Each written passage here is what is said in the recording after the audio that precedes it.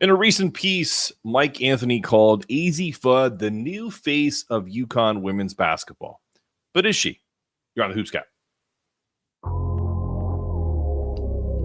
Let's get it. Let's get it. Let's get it. Let's get it. Yeah. UConn, baby. Home of the champions. Let's go. Welcome into the Hoops Cap Pod. I'm your host, Mark Zanetto. With me, as always, on Fridays is T. Baker. All right, T. Mike Anthony wrote in his most recent piece that Az Fudd is the new face of the UConn women's basketball program. Do you agree with that? Or do you think, in my estimation, I think we're missing a very large piece of the UConn puzzle? And I think this might be more of a Sarah Strong team. So we're going to debate that. Why do you agree with Mike, who, by the way, phenomenal writer, loved his piece, and just want to give him his flowers as well. But in terms of Mike's piece, do you agree with him that Az Fudd is the new face of the UConn women's basketball program, or is it someone like Sarah Strong? Yeah, well, great to be here with you, as usual. I think it's a really compelling debate, and one to me that comes down to what do we mean when we say who's the face of the team? And for me, that means who's the sort of like visual media marketing face of the team. And to me, that's Az Fudd. It doesn't necessarily mean I think Az Fudd is the better player, though she's a tremendously talented player. I think Sarah Strong's upside combined with Azzi's injury history makes me think that Sarah Strong is the player that's going to maybe accomplish more by the time she finishes at UConn and could perhaps have a stronger resume than Az Fudd. But it's interesting because Sarah Strong isn't someone who really steps into the spotlight in that way. Her play kind of speaks for itself, and I haven't seen her sort of want to embrace that role of vocal leader or, the face of the team, the person that can sort of be a representative for the team. And I think those are two different roles. Yeah, I think you're right. I also think that the reason why I tend to go with Sarah is a little more about, it's sometimes you're just forced into the spotlight. And even though Sarah may not be the perfect messenger, like she's not clamoring to do TikTok. She's not, jumping on social media to talk about her most recent NIL engagement, with, a food delivery service or whatever. Right. It's just, it's about her play. And I think the reason why I have a hard time with this is because I feel like we kind of are so quick to kind of just like go from one to the other. Like going from Paige to Azzi is easy. It's an easy kind of transition. It's like, well, clearly it's Azzi because, she's been here longer. She's gone through so much. It's like, yeah, but what about Sarah being A, the better player, B, essentially if you were to draw up a quintessential UConn player, I mean, is there a more perfect vessel than Sarah Strong? Like I just, doesn't talk that much, is all about the play on the court.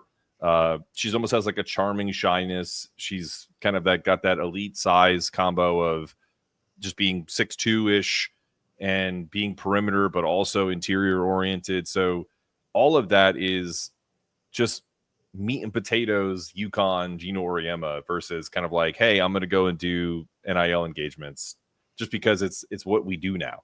That's my argument. It's like if we're talking about UConn as a whole, I think Sarah represents more about what UConn has been and what will continue to be, whether Gino retires this year or 10 years from now.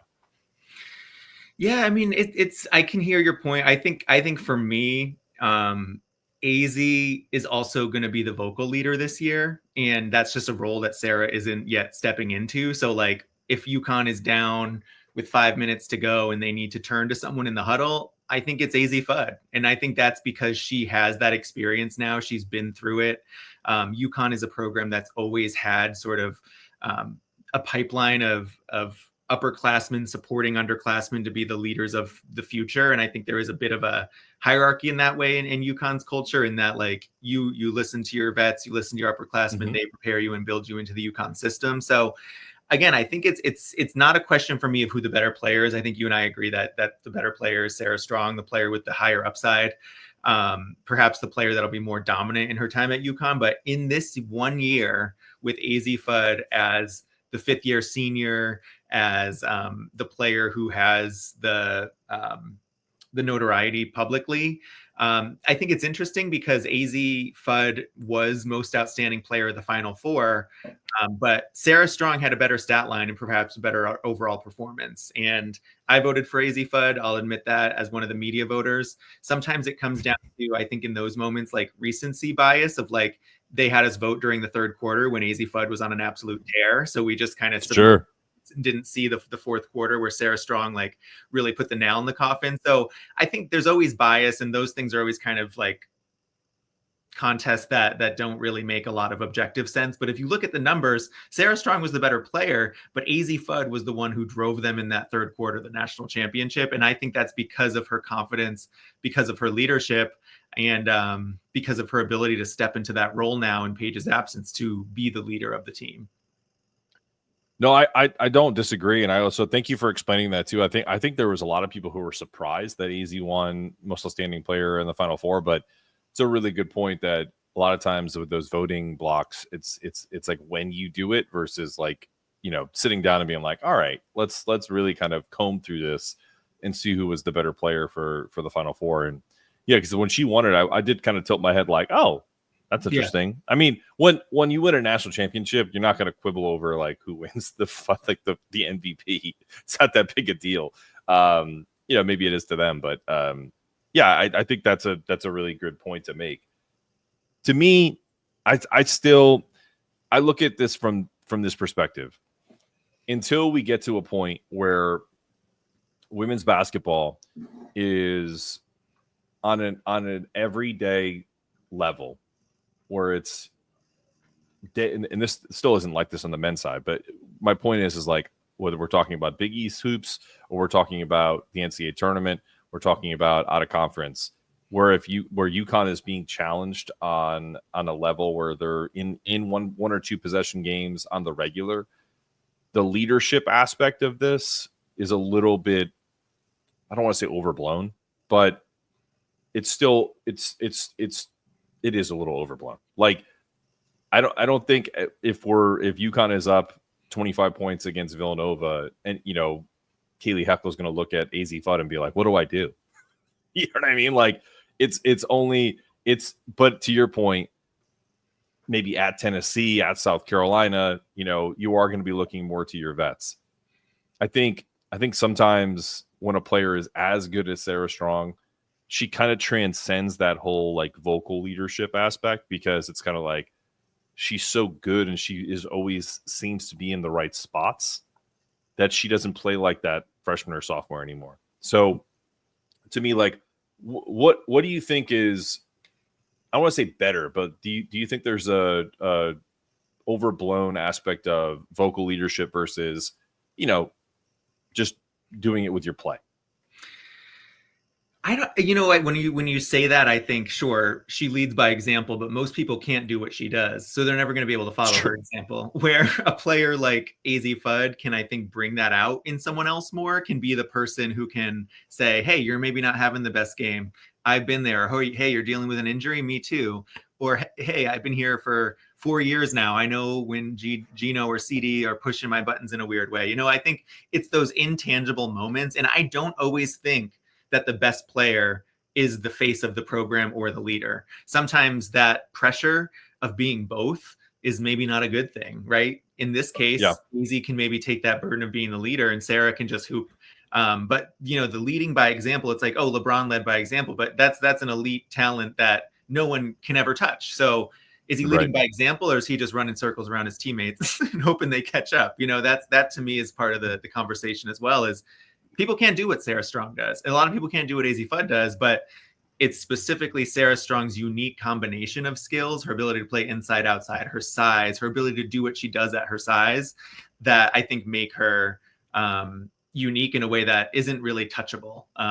So maybe she's not, they call Azzi the people's princess because she's relatable. She's someone who I think a lot of the players can relate to, and not that Sarah can't grow into that role, but I think in this moment she puts it out on the court, and that other piece is something I think she's going to develop over time. You made me laugh because you were like, things that Sarah does, you may watch it but you can't do it. There's I think it's Bill Burr, and it's like a long time ago, and I'll probably butcher it, but the bit is essentially like, he's so tired of watching announcers be like, that guy's a cerebral player. It's like, listen, if that dude could jump over the dude that the other player, like, he'd probably do it too. It's not like, oh, why didn't I think of that? Why didn't I think of just jumping over the player versus like figuring out a creative way to go around it? So yeah, I get all that. Like, I do think that there is that special case where like Sarah Strong just has, not to be weird about it, but like she's got like incredibly long arms. Like that just doesn't happen. Like, Ashlyn Shade doesn't get to have her arms grow longer just because Sarah Strong can reach out and like do like a finger roll from 4 feet. But yeah, I get it. Like I just think sometimes, just my experience of like playing sports at multiple levels, where do you end up having that vocal leader that you listen to? Yes, but a lot of times the credibility of the vocal leader is because they're the best player. And if we look at Azzi and Sarah, it's maybe 1A, 1B. So it's not as big of a chasm as like if it's like, okay, you're kind of our secondary player and you're telling us what to do, but we're going to really follow the other player. So I can see your point, and I can also kind of pull the reins back. It doesn't bother me like at all. Like it's just a fun topic, and I do think that I am the biggest Sarah Strong. I think I should have a fan club. Like at this point, I should start another website and just call it Big Sarah Energy, because she's going to be so good that Az Fudd being the vocal leader in the face of the franchise probably shouldn't be an issue. But I don't know. I just feel like Sarah. First off, I think she should have won Most Outstanding Player. So shame on you for not voting for her, for number one. And two, I just think that there's kind of like when I don't know if you have any friends who are shy, but whenever there's a friend that's shy, there is the person inside of them that they want to be like outward, and most people who are shy will probably look at me right now and go, that's not how I am. But like, it's been my experience that when you have a friend who's shy, there's also that person that's inside them that's like, that wants to be more vocal, that wants to kind of be out there for the world to see. And I wonder if there's a part of Sarah that is like that, because she certainly shows it with her basketball ability. So maybe as she gets more mature, that will come out. And I'm wrong on this, that she'll end up being the face the last 2 years of her career at UConn. We'll see. Do you think that's part of it? It's the most natural fit for Azzi either. Like she's right. A shy person. So I think that's what's unique about the perspective. I think for me, it just comes down to experience. And in a system like UConn's, like there is a bit of a chain of command, right? The vets set the tone.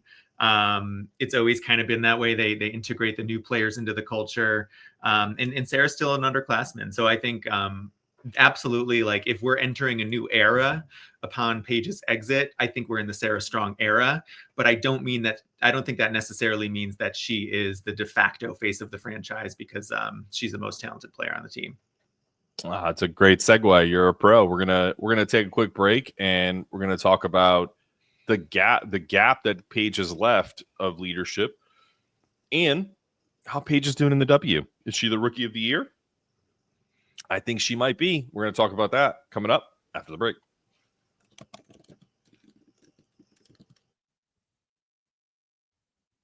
All right, and you're back on the Hoops Cap Pod here with T. Baker and your host, Mark Zanetto of the Hoops Cap Pod here on Big East Energy. Go check out BigEastEnergy.com for any merchandise, for other things in the Big East, but also check us out on all social media, Big East Energy. Check out the Hoops Cap Pod. We're gearing up for the regular season, both on the men's and women's side. We have T. Baker's new show, Build to Ball, that is going to be a weekly women's show. We have a new Georgetown pod that is yet to be named that will be coming out soon as well. St. John's, Villanova. So if you're a big fan of the Big East, we got you covered. All right, T. Just first question. Are you surprised at how seamless a transition it seems to have been for Paige Bueckers to be, a 17 plus point scorer in the W, essentially having the same types of efficiency games that she had in college? I'm not surprised. It's not surprising to me. It's what I expected. I think that there's a little bit of an adjustment on the physicality side, on just learning a new system, on learning a new role. But Paige's talent is kind of transcends the level that she's playing on. It always has. Like, she's always been sort of in a different league in high school and college, and now in the pros. Like, I think she just kind of has a natural ability that just translates when she takes the court. And so I'm not surprised about that. I think that the type of player that she is too is just lends itself to that type of transition. She's got a coolness and a calmness and a swag that just, I think, isn't shaken. She's not getting too high or low, even with her team kind of in the gutter right now, the WNBA. She's not looking like head down, bad body language. Like, she's still stepping into that role and doing what she does on the court and hoping that, the team chemistry builds around her. Yeah. And the last time we talked about this, they were 1-11. Now they're 4-12. So they've won 3 of 4. She's played well. They're 3 of their last 10 versus, with 3 of their last 4. So they're not on a 5-game winning streak like the Mercury, but they're one of the teams that if we're talking stock, I'd buy stock in Dallas now with Paige versus, say, the Chicago Sky, who are 4-10. You know what I mean? So, like, I am, if we're talking about teams that are at the bottom of each conference, in the Western Conference, I think Dallas is the team that I would be buying stock on. But also, Paige is so good, man. Like, it doesn't surprise me that she's having the year that she's having, but it does surprise me that, not that she's not scoring more, but I think it surprises me that they're using her in kind of like a pseudo point guard when she has the ability to kind of take over a game, like we saw in the NCAA tournament. Like, if you, I'll give you an example. When we're talking about players in history, until their teams are ready to meet them where they need to be, you've seen superstars over the years, both on the men's and women's side, essentially take over games because they don't have the teammates that not necessarily that they don't trust, but they're just not at the level that, as Paige gets older in the league, she's going to have teammates that meet her talent level. She's got a few. She's got Auriemma that, that help her, but there needs to be more. And until that happens, I'm surprised that the team hasn't been like, all right, Paige, like, carry us to victories. You know what I mean? Like, until the franchise can kind of get to where they need to be to invest in players around her as well. Do you see that same deal, or what are your thoughts on that? I think it's interesting to me the way the team is constructed, because Auriemma is a superstar too and can do the things that Paige can do on the court in a lot of ways. So I think that it's just about finding the right rotations for them. And there's also the dynamic of, in the WNBA, these teams are thrown together, and Paige was just competing in college weeks ago, goes to training camp, Sure. fits into a new program. There's several players now who left the team for EuroLeague. So there's players on hardship contracts. Like, you just don't understand, I think, if you're not following the WNBA regularly, how much roster dynamism there is and how much it changes. So even if you find a rotation that works one night, you might have to figure out an entirely different one the next night. And so I think that they're still just figuring out, like, when do we go to Paige? When do we go to Auriemma? What teams are better suited for what types of matchups? How do we run our offense against different team styles? So I think that it's a team with 2 superstars who are figuring out their respective roles within that system. And I think that takes time. So I'm very curious to see kind of how it evolves over time. Curious to see if this is a place where Auriemma stays. Most players are on 1-year deals because the CBA is coming up. They're set to make a lot more money. So Sure. there's going to be a lot of movement in the coming years in the WNBA. And I'm curious if these two are built to be sort of that dynamic duo for years to come, or if this is just a transition period for Dallas until they enter their Paige Bueckers era. Yeah. I also would love to be the Dallas Wings announcer who gets to say Auriemma Agumbawale like on a constant basis. Like that's just such a cool name to kind of have that announcer voice for. Ever since I heard that name, I was just like, how cool is it to kind of say that name constantly when you introduce the teams? Kind of reminds me of the old when I was a kid, like listening to the Bulls, like with Michael Jordan and like Scottie Pippen and all that. That's what pops into my head all the time when I hear Auriemma's name. And someone with a legendary college career too. Oh God, the year they won the national title in 2018, buzzer beater over UConn in the semis, buzzer beater in the title game. Just a player who has like ice in her veins, and you know, we could get into the USA basketball politics, but should have been on the USA basketball team, in my opinion. Is a player who's kind of openly stated that there's some politics there that keep her out of it. A player who I think can be seen by some as a little bit rough around the edges, a little bit diva-like, but I think she deserves that. And I love when players play with that swag. So I just think the two of them are such a fascinating combo. It's not missed on me that they come from rival programs, and I love that sort of like college to professional continuity. And I don't know if folks saw, but Auriemma and Gino finally made up after years of beef. They had he dapped her up at a Dallas game because traditionally Auriemma and Gino had some tension back in the day when she was recruiting him. She kind of posted, this was in the days before everyone shared all their recruiting information. She was like, here's my top 5 schools. And then Gino did like a petty passive aggressive tweet back at her. And they, had some moments in matchups they had, which I love too. But, it seems like it's all cool again with them. And that was funny to see.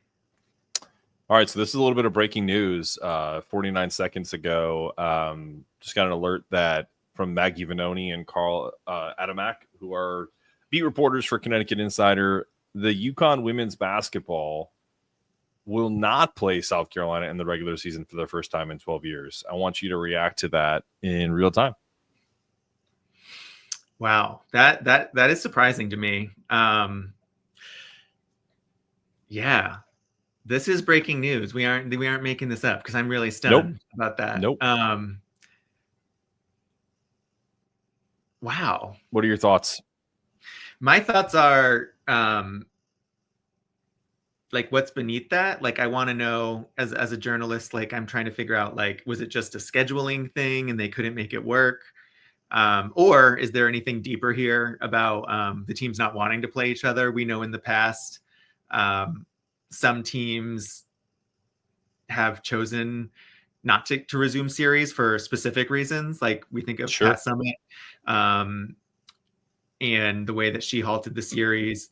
So I'm really surprised by that. I think it's a tough blow for fans of the sport, myself included, just outside of the journalist role. Like that's the matchup I want to see. Those are the two premier programs in the country. So the fact that we don't get that opportunity is disappointing to me. But maybe it adds some more smoke for when these teams, meet up in the NCAA tournament.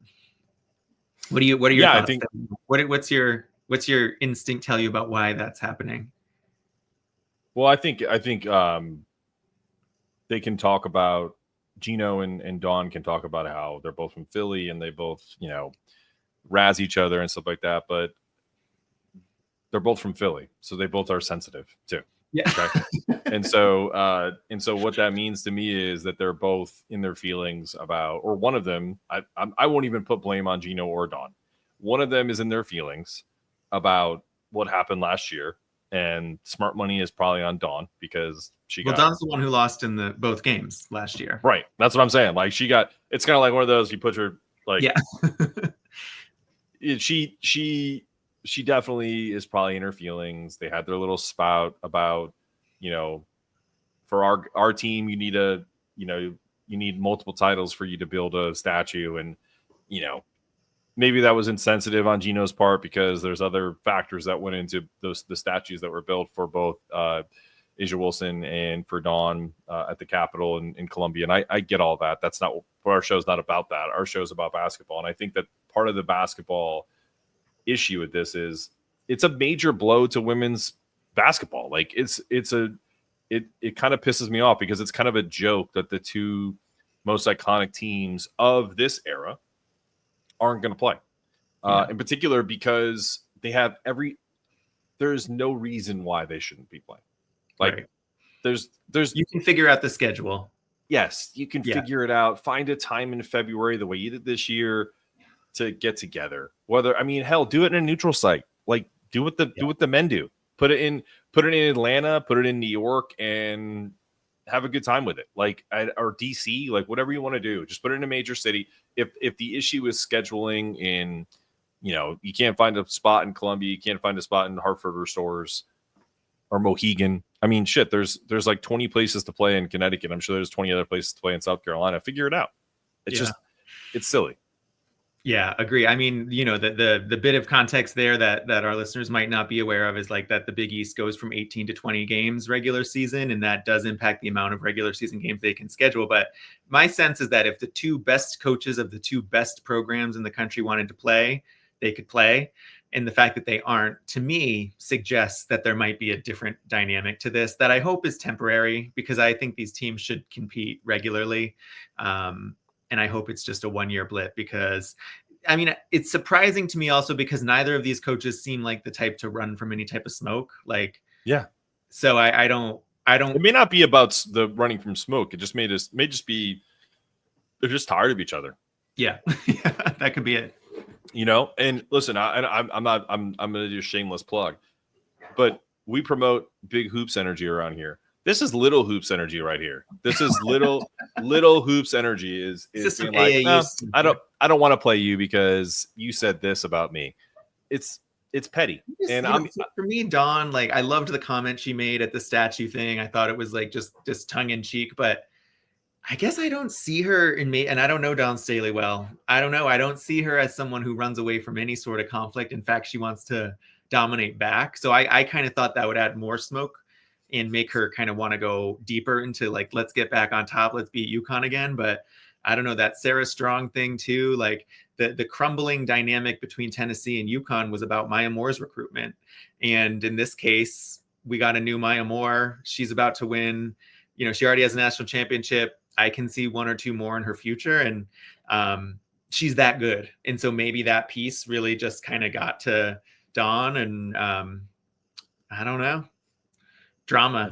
I think if you ask Sarah how many more titles are going to win, she's going to go 1, 2, 3. Yep. Not 2.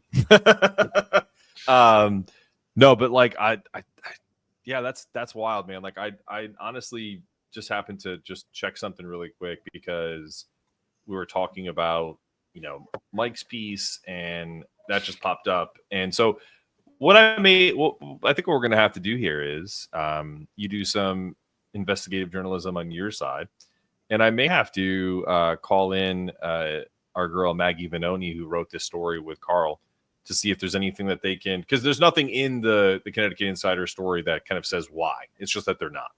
And that was posted, a minute or two ago, essentially, right? So, that sucks. But I wish we recorded this a little earlier because that would have been the main story of the podcast. But we'll have to dive into this another day because it deserves a hell of a lot more than just a quick little 5-minute discussion around it, because it hurts. I think it hurts the game itself. We're having Chelsea Sherrod on next week. Maybe we can do a roundtable about are there pros and cons to them not playing, or will it mean more if they play in the title game now because they didn't play in the regular season? Like, there's ways that we can spin it, but the reality is, we're talking about women's basketball. You can go a year in men's basketball without seeing like Kansas versus Kentucky. That can happen. But in the women's game, I don't think that that's a viable option right now because of the momentum. Like there's so much momentum to continue to push the women's game don't deny us the best two programs in the country. That's stupid. It's just is. I think it could also, depending on how you're looking at it, signal that the sport isn't reliant anymore on one rivalry the way it was during Tennessee UConn years.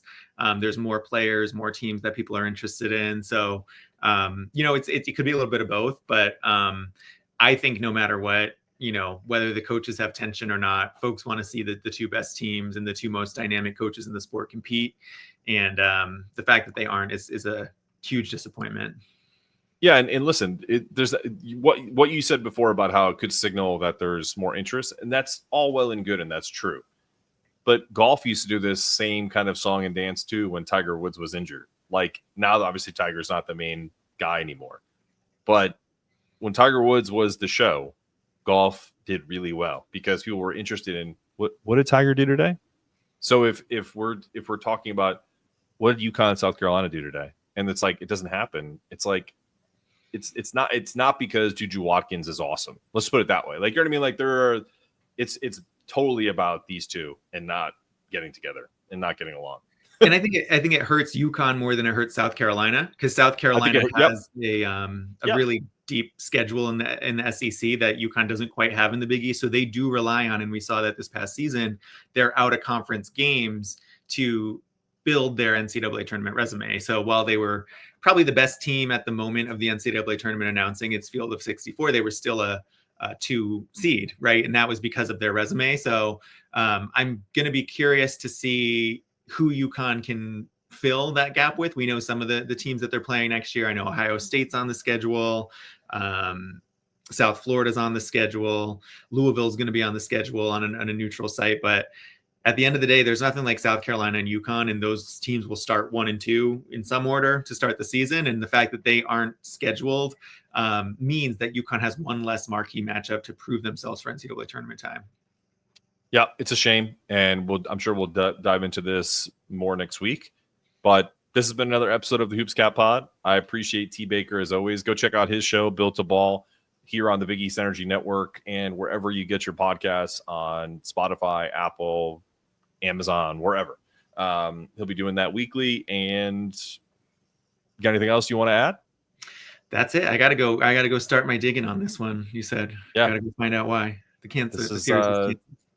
Yeah, it's kind of a bummer, but it is what it is. This is it's not going to deter any UConn fans from going after South Carolina fans or vice versa. So it might actually further stoke these flames. Stoke the flames. Yep.